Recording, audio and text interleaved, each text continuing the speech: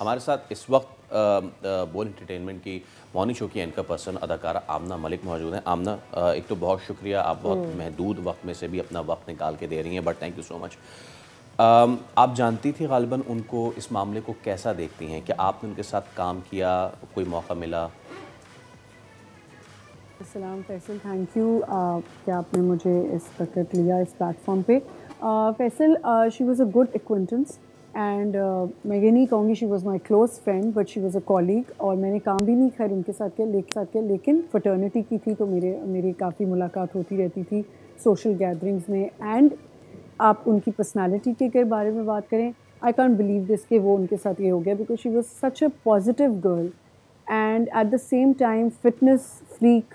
बहुत ज़्यादा अपनी फिटनेस का ख्याल रखना, हेल्दी खाना, हमेशा जब भी मिलना पॉजिटिव बात करना। कभी भी होता है ना कि आप किसी से मिलते हो, कोई एक ऐसी वाइब आ जाती है कि you know a person is depressed या ऐसी कोई चीज़ है, कोई मैंने कभी ऐसा उनमें देखा ही नहीं कि उनको ऐसी कोई प्रॉब्लम हो सकती है। अब क्या बैक ऑफ द माइंड था, क्या चल रहा था, उनकी क्या ट्रेजेडीज़ थी, क्या सिचुएशन थी, फ्रेटर्निटी से उनको क्या शिकायत थी, उन्होंने ये भी कभी, टू बी वेरी ऑनेस्ट, कभी डिस्कस नहीं किया।